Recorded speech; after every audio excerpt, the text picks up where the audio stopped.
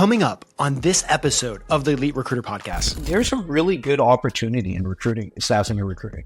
You do not need to own a firm to make a lot of money and really achieve your dreams in this industry. You can be an entrepreneur. You can just be a really good biller and make a lot of money. You have a lot of like, holy crap moments as a business owner where, you know, like I remember the first time we got sued once, and it's just, you have all these moments where it's really scary as a business owner.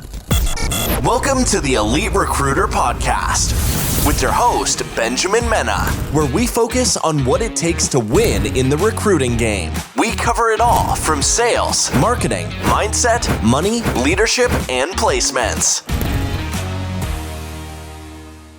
Hey recruiters, have you heard about this tool? You have to check out HeyMilo. It's the AI-powered tool that's revolutionizing the hiring process.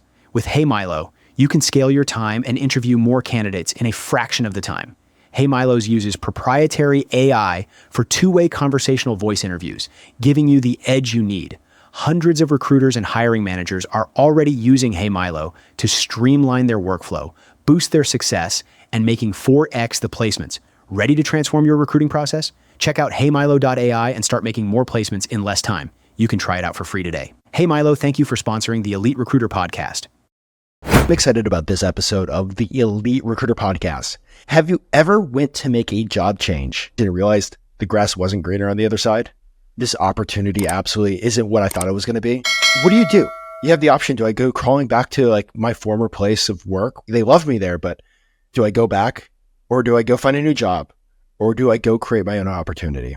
And I am so excited to have Dave Fox on this podcast talk about how he walked into that situation, and then him and his wife sat down, started their own recruiting company, and turned it into a $10 million staffing and recruiting organization. So Dave, welcome to the podcast. Benjamin, thanks for having me, man. I'm really excited to be here. So we all get started with how you got started in the recruiting. And this is kind of where it goes into the story. But at the moment, can you give us kind of like a layout of what your company is, what you guys are doing, before we do a deep dive into your background? Yeah, so I'm the president of Focus GTS. That's Focus Global Talent Solutions. And we are a niche staffing and recruiting company that specializes in AI and MarTech roles. Okay, awesome. And MarTech, what does it add for the listeners? So it's marketing technology. It's really the technology that makes all your marketing stuff work, right? So whether that be a huge area for us is the Adobe Marketing Cloud, any of those products, we can help find talent there. And then similar type products, you know, the email systems that send out emails, or the web content management systems that are customizing your website to personalized experiences for customers. That's the type of people we're placing. Oh, that's freaking awesome. So, okay. Yeah. How did you even end up in this wonderful world of recruiting? It's a funny story. I never even knew this was a job, right? And I'm sure you get that from a lot of people that come on here. You're not taught about a lot of jobs in school. Nobody tells you that you could be out there making money placing people. And I fell into it because I graduated from college with a finance degree in 2009, moved to New York City. The long and short of it is couldn't get a finance job. Like I wanted to work in an investment bank or something. Ended up at a nonprofit organization and quickly realized that they had a similar business plan to the US government. I like to call it. They were like losing money hand over fist and wouldn't take much advice that I would give them. So then I ended up having like a little intermediate job that a lot of people have that I hated as an accountant. And I was like, I have to get back in sales. And believe it or not, it was a Craigslist ad that hit me. And I always make the joke. I was like, I went into the interview. They didn't kill me. It was good. And that's how I got into the industry. And I got in at a crazy time, man, because I always like to share this. Right after I got in, my wife had quit working and decided to go into real estate, which is obviously commission only in New York City. We didn't even make enough to get our apartment. The guy who got us our apartment had to say we worked at his bar to get us enough income to qualify for the apartment. I don't know. I guess he just liked us and said that.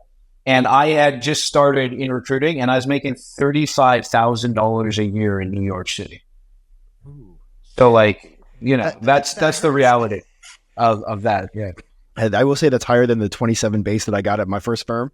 But 35K in New York City is just horrible. But I was laughing at this because I'm an economics major.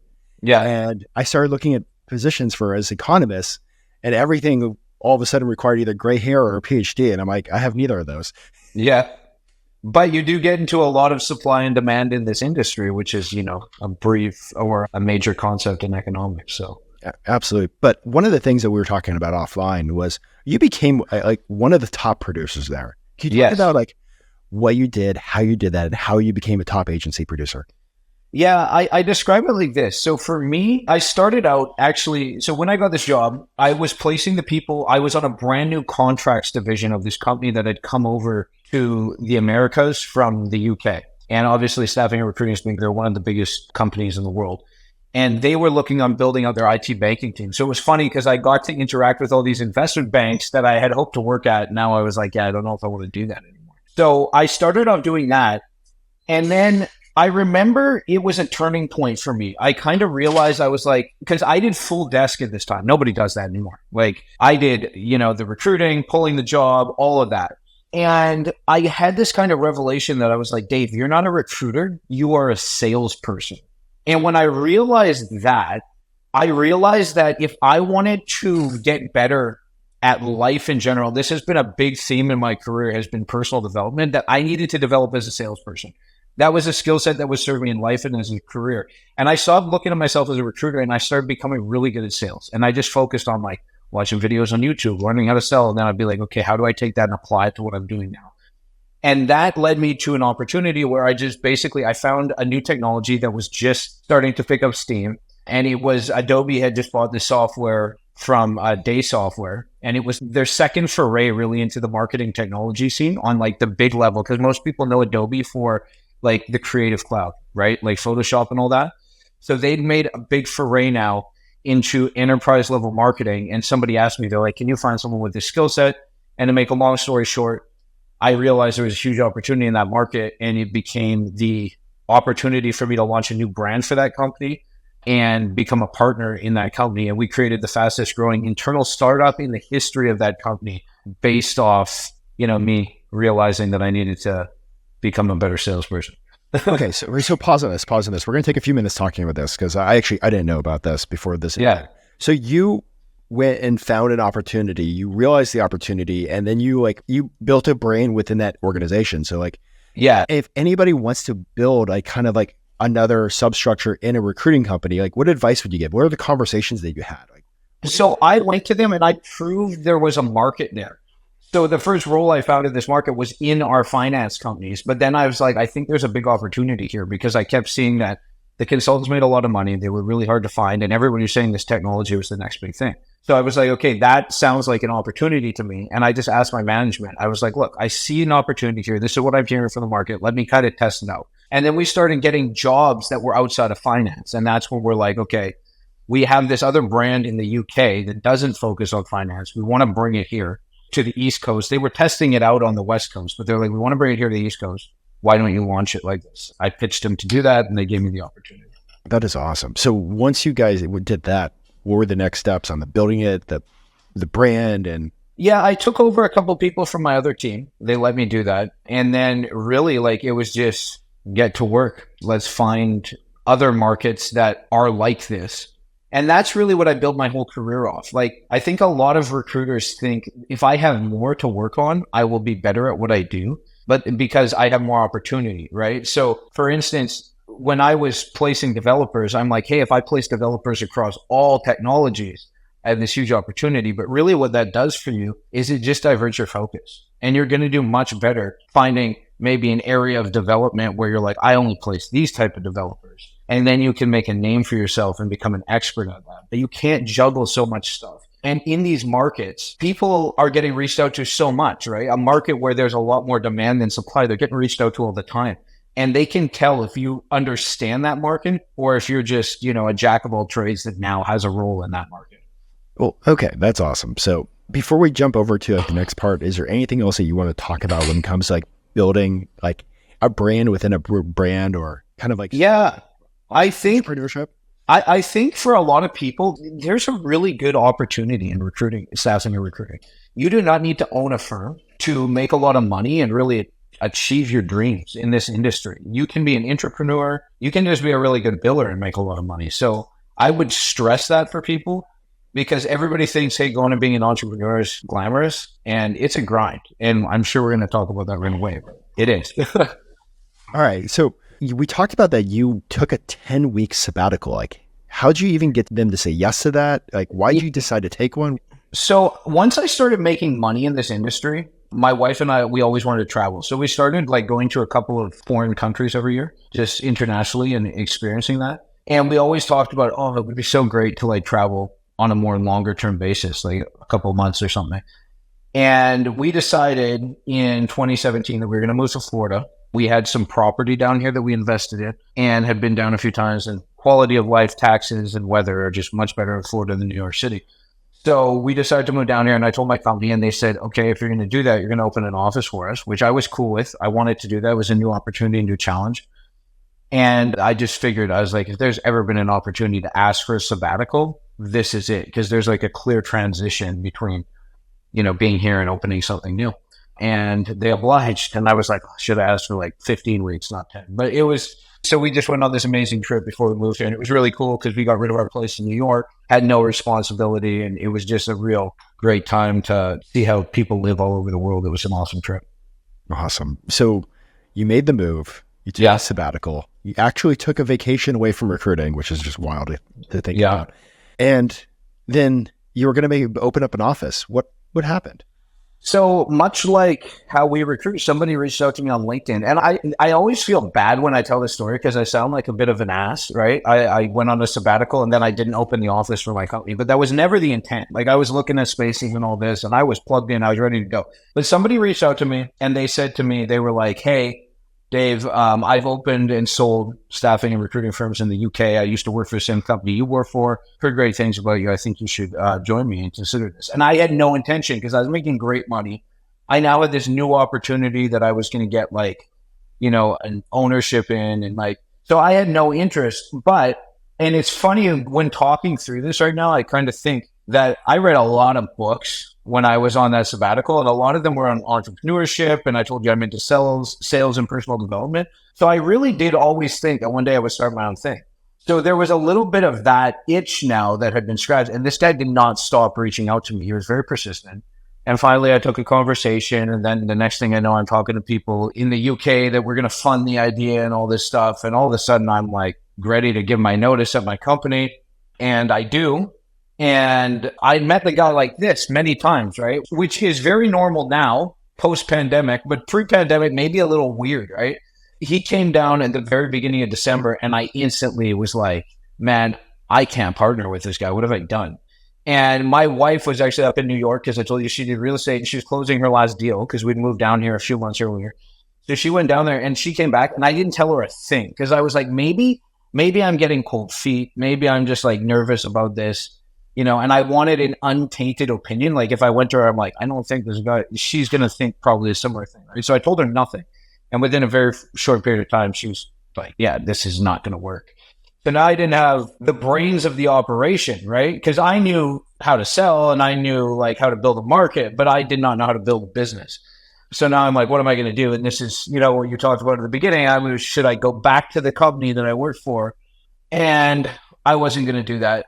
And I decided, I was like, I'm out of here. So it's so interesting because this guy, as much as, we never partnered together, he really was a catalyst that pushed me over the edge to pursue that entrepreneur itch that I've had for a long time in my life. And here I am now, we started in 2018. It's now 2024, so 6 years later, and the company's done quite well. So it's been quite a journey. You guys have done amazing. You guys now have built a $10 million recruiting company. Yeah. Are you guys mostly doing staffing? Or are you mostly doing direct placement? We do all contracts for the most part. We do very little full-time. I mean, we do full-time and it's an area that we could do more in, but I've always wanted to build a company that would be valuable and could potentially be acquired at some point. So that was always my goal. And it's the contract recurring revenue that creates that value, right? So that's been a reason we focused on that. So you guys are also, it's my background, right? So yeah. So you guys are mostly doing staffing, recurring revenue. It's a great way to actually build a business that sells. I know when you have all these contractors, that's expensive. Did you guys do a back office solution? Did you guys use a factoring company? How'd you get set up and how'd you get started? No, I funded it all myself actually, which was crazy because I remember when I started the business, I put like 20 grand in there and that went fast. And then we're more and more, right? But we were lucky because we did a few full-time placements first that helped build up some of that cash flow. And then we did factor for a very brief period of time. And I just happened to find the perfect factoring solution that hit me up at the right time. So that was really nice. But that's so expensive to do as a business starting out because they take a very big percentage of your revenue. So I think what we have now is we have a line of credit, but it takes a long time to get that. And you kind of have to do what you have to do when you start out. Okay. So any advice to somebody that has a recruiting business that wants to get into the actual staffing side? Like, what advice would you give them for funding? So this is what I would say. If your business has been around for a while, you should have some cash reserves to be able to move into that. If not, as an owner, you're probably stripping too much cash out of your business, is what I would likely tell them. But if you've been going for a while too, you might be in a good place to go to a bank and get a traditional line of credit. I would definitely look at that first because it's going to be the difference of like what you pay annually as an interest rate is what you pay like per invoice when you factor it. So it makes a massive, massive difference. So I would say pursue that line of credit. If you can't, I mean, you have to look at factoring, but think of that and add that cost into your pricing structure and be thinking of that from day one, because if you don't, all of a sudden you're going to have a big hit. It's like 3% of your total revenue, not 3% of your margin. So that can be a big hit to your bottom line. Awesome. Your background was always in the staffing side of the house, but how did you kick up those initial conversations of staffing compared to direct placement for your first few customers and clients? Well, like I said, it was all I ever kind of knew. So I was just like, we're just going to figure it out as we go. Like, I remember like we had our first deal and I'm like getting a lawyer to write a contract. You kind of just have to figure out a lot of stuff as you go. But I knew that we would just cover the cost ourselves, at least initially. And I figured it was going to work out. But I was also very aggressive at first on making sure that we got good terms. And some of the people that I placed actually worked with me and gave me, because I work with a lot of independent contractors, and some of them I had a very good relationships with, and they were able to give me like matching terms to what I was getting with the client. So I would do whatever I could to try to like get that gap as short as possible, because that's going to help you a lot at the beginning. You can't win every battle, and you have to be willing to like have that gap be longer in certain situations. But the fastest that you can shrink that, the better, for sure. Hey guys, make sure to like, subscribe, and comment. And also make sure to hit that little bell so you know when the next video drops. So you guys have a $10 million recruiting company. What is working on business development? How are you guys like really finding that new business right now? It's funny that you asked that, man, because this is the thing that I actually think that a lot of people have been struggling with. The thing that has worked for us has been really investing a lot in marketing. I think that staffing and recruiting companies traditionally are horrible at marketing. And if you look at some of the marketing that's out there, it's just really bad. So we've put a lot into like video creation and content creation. And a lot of people just tell us, they're like, hey, I saw your stuff on LinkedIn, or I saw this video and I thought it was really good. So it's a long game, but it's been really helpful for us for sure. Just trying to be much better at a very important aspect of business than a lot of the competition. So when it comes to like making content, a lot of recruiters, I feel like, make content for other recruiters, or they make videos for other recruiters. What kind of like videos are you guys making that clients actually like and are attracted to? You have to put yourself really into that ideal customer seat. And as recruiters, we need to remember, we talk to hiring managers, but the average employee, like what is it? 60 or 70% of employees are disengaged from their jobs. Right? So that means that it doesn't change just because you have people reporting to you. We're not looking for the disengaged hiring managers. And those are the ones that like waste your time, right? Those could also be the person that like, they really, really like to interview people because it makes them feel powerful and they forget about their like normal job and stuff like that. So really thinking about the psychographics of who you're talking to. And when I say that, it's like, I think often when we think of ideal customer profile, we're like, oh, I want somebody that manages a team of this size on this company. But no, you want somebody that's engaged, and you want somebody that really cares about building their team, right? They care about, and they understand that their success is predetermined by the success of the people on their team and having the right people on their team. And when you understand that psychographical profile, then it's like, okay, what type of content would speak to that person? And that's where you have to start if you want to serve that person the right piece of content. You said that's a thing that a lot of recruiters are missing. Do you have like a good percentage of like how much business that has brought you guys? I don't know the exact percentage, but I know that when you're branding yourself, and this is another aspect of becoming an expert in sales, like you're your own brand. We have a very unique opportunity in this industry where you get to build something, an asset that's very personal is your LinkedIn, right? But we all use that, but it's your personal LinkedIn. So this is your chance to really like build something that's valuable to you, regardless of, if you stay with the same company forever or whatever.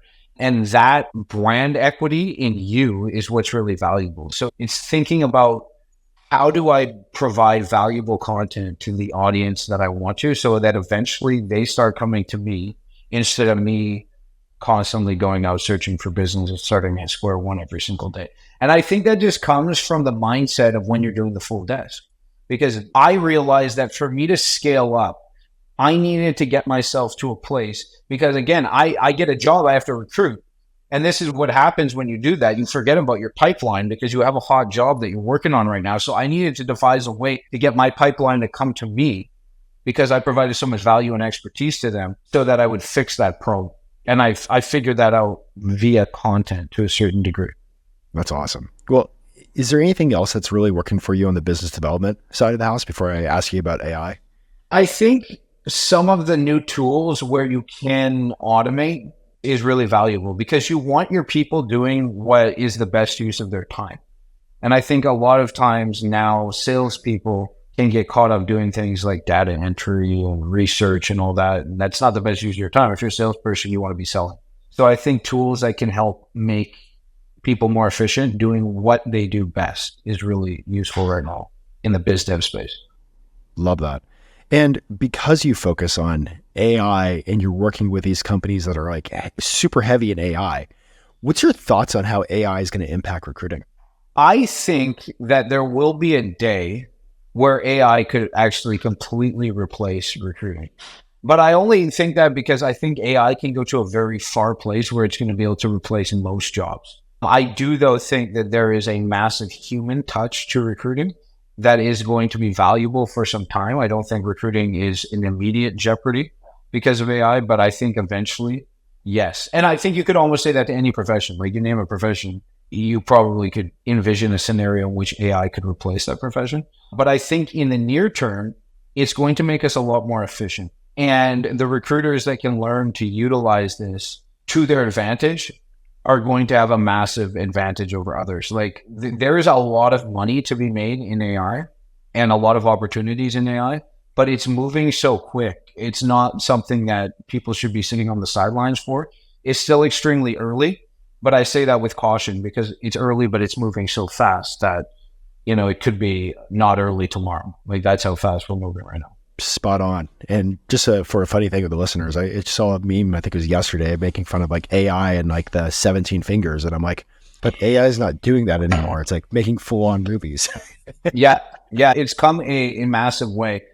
So much so that I can't even, I was appalled. I was actually meeting a client with one of my new business developers probably about 6 months ago. And this client said, I asked them what they thought of AI, and they literally said, I think it's a fad. And I remember just thinking in my mind, we need to get out of here. This company is going to be gone in a few years. In another world they were with AI. And I'm just man, I don't know how you'd be thinking that at this point. That is crazy. Well, before we jump over to the quickfire questions, is there anything else you'd love to share with the listeners about, making that move, getting your business started?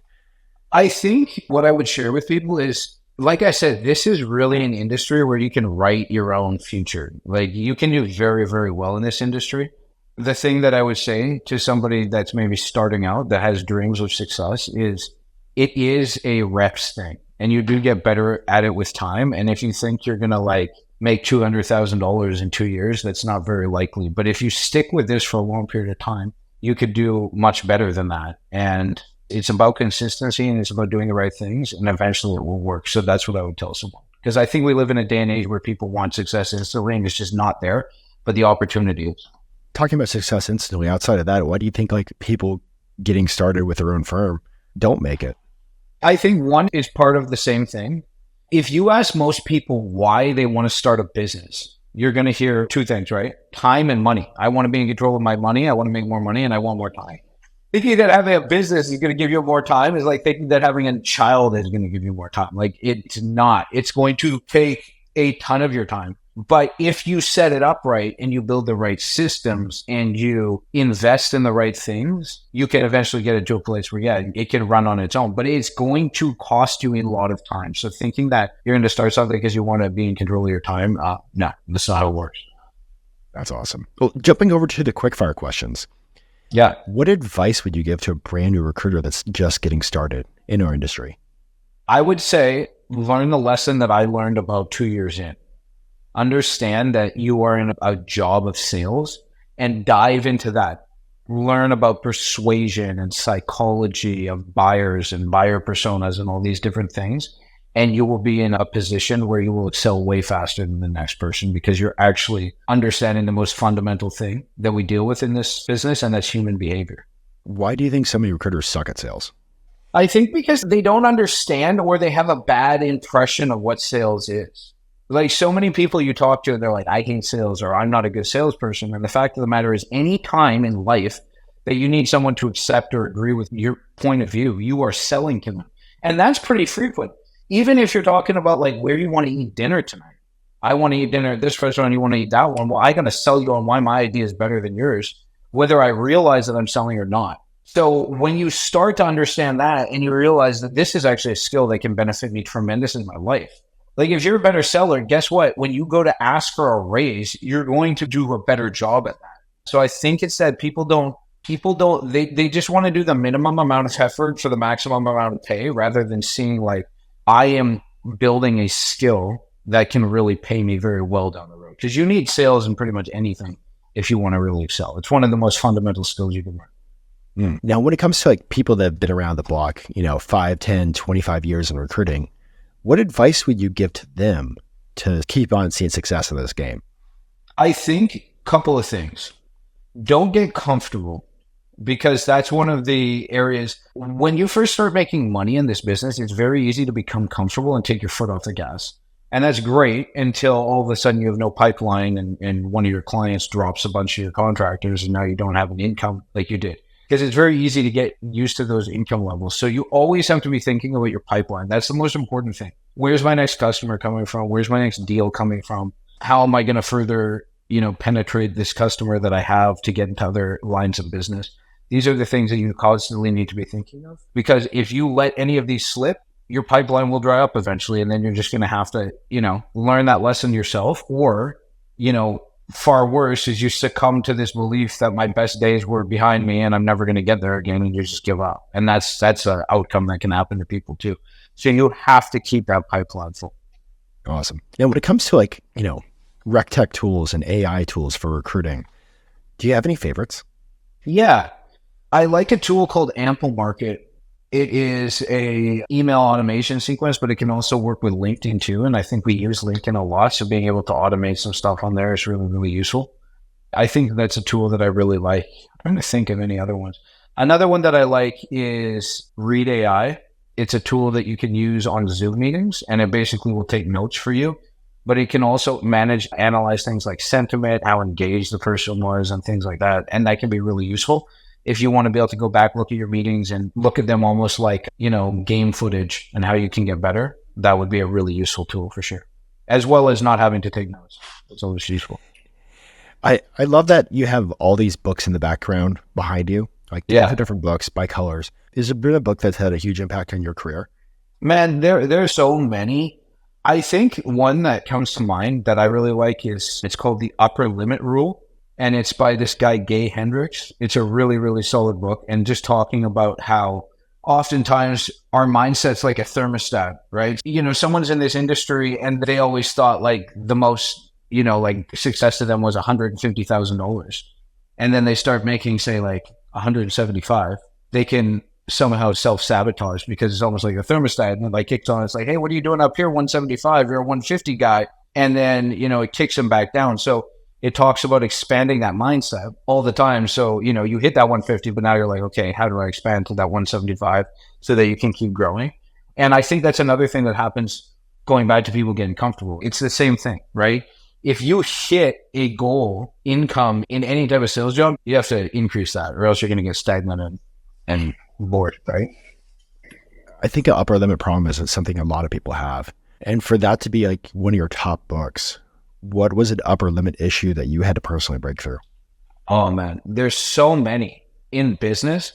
I think one of them was probably within the hiring field. Like when you're building a business, you're hiring people, you make a few bad hires and you start to just think that people in general suck, right? And you can easily start to think that way because, you know, you get burned, someone's not worried. And it's tough as well when you're remote because it's very easy for people to take advantage of that.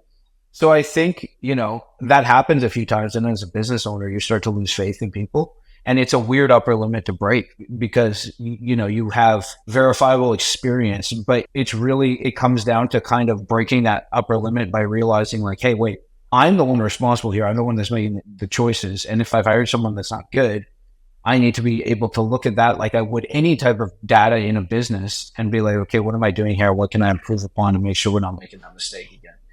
So I would say that's definitely been an upper limit that I've had to break here. You were a top biller at your first staffing company, first recruiting company. You're so good that like they gave you a freaking like sabbatical. Like very few places do that. So that means that they trusted you. You did so well that you earned their respect. And then like you've done great with your own business. Like what personally drives you for success? I have, you know, some really big goals. And I've also learned that like we have to keep growing. We cannot be stagnant. I think a lot of people think if I stay like I was, you know, I look back on last year and I'm in the same place as I was. Like I didn't go backwards. I'm good. But the fact of the matter is you actually did go backwards because you're a year further ahead in your life. You have 1 year less and you're in the same place you were a year ago. So from that mindset, you're either going forward or you're going backwards. So for me, I'm constantly looking for stuff to pull me forward and have vision of what I want in my life. And I actually have like this massive vision board. You can't see it, but it's got all these things that I want to one day own or experience.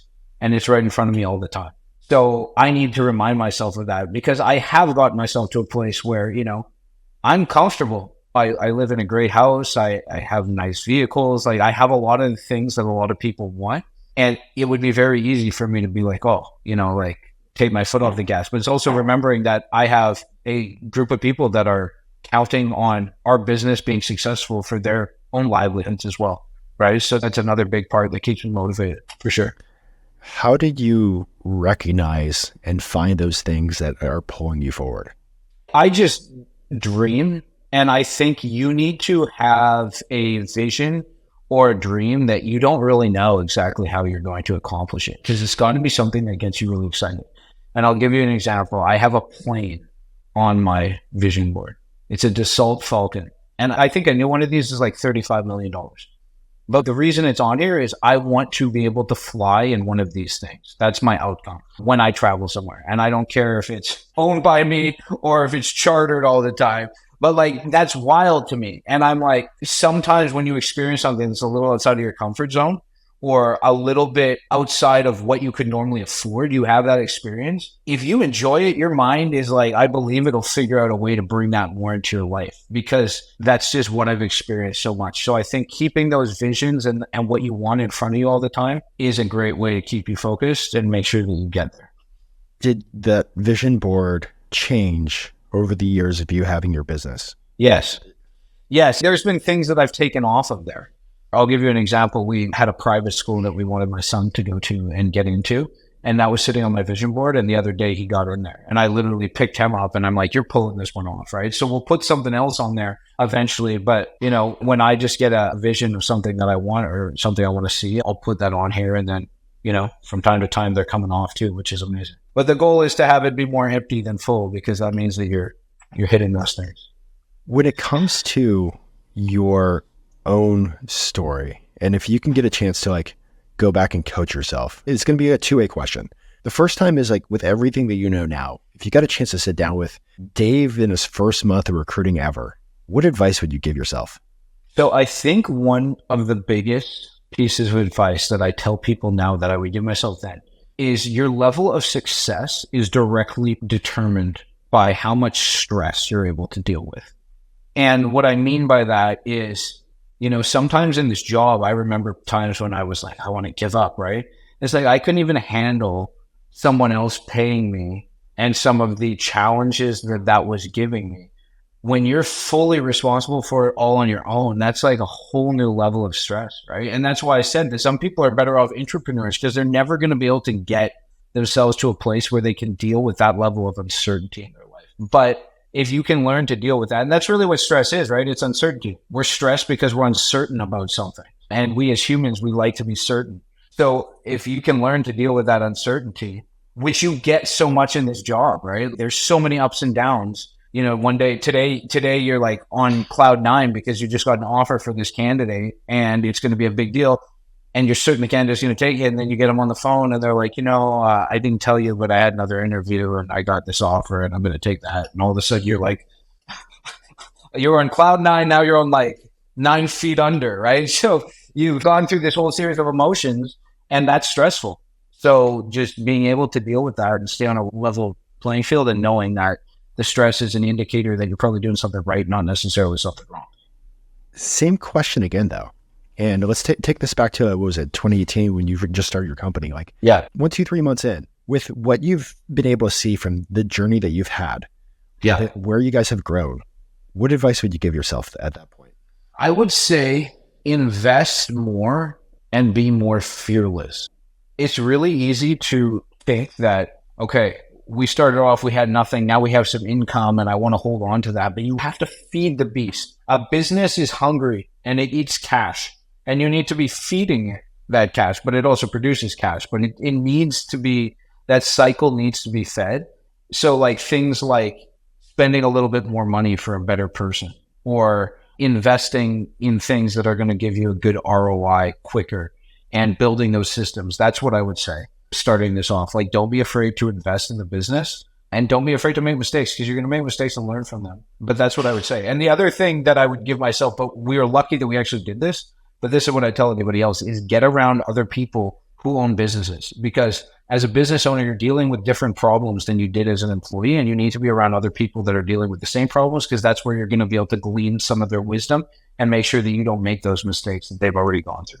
One of the pieces of advice that you said you would give yourself was be fearless. Was there a lot of fear holding you back when you got started?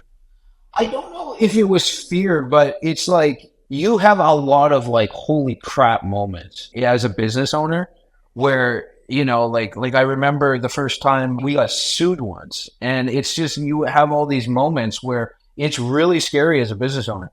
And I remember that moment and I was like, it was so like, you've just been served papers and all that. It looks like TV and you're like, oh, what am I going to do? And you're going through all the worst case scenarios. And I remember, like, for me, I had to change the story around that. I was like, successful people get sued. And once I changed the story around that, I was like, okay, this is a sign of success. And it ended up being fine. And your worst fear is very seldom realized, right? So that's why I would say be fearless, because, you're going to need it. You need to be courageous. But like very rarely does your worst fear happen. That's just like your mind trying to mess with you. Love that. Well, before I let you go, Dave, if somebody wants to follow you, how do they go about doing that? Yeah, so it's Dave Fox CEO, and that's the same that I use on everything. So that's my Instagram, that's my Threads, that's my YouTube channel, that's my LinkedIn. So just Dave Fox CEO. That's how you find me. Is there anything else that you would love to share with the listeners before we go? No, I would just say, this is what I'd share with the listeners, because I did tell you this when we were first talking about doing this, that if you're listening to this, you're doing the right thing. Like, if you want to be better at this job enough that you've gone and found a podcast on recruitment, that you're listening to this, like, kudos to you. You're going down the right path. Keep doing that, and you're going to be successful. Awesome. Well, Dave, I just want to say thank you so much for coming on, sharing, like, your background with artificial intelligence and marketing technology. But most importantly, it's just like, there's so many people that go to make that jump or go to make that leap, and then they realize it just wasn't what they thought it was going to be. And you're faced with all these situations, like, what do I do next? And yeah. Thank you for sharing the story of what you did next, the things that you went through, how you built your staffing company, how you've gotten to the success that you've had. Because I know that there's a listener out there that it's going to make an impact for them. Yeah. For the listeners, I want you to make 2024 your best year yet. Keep crushing it, guys.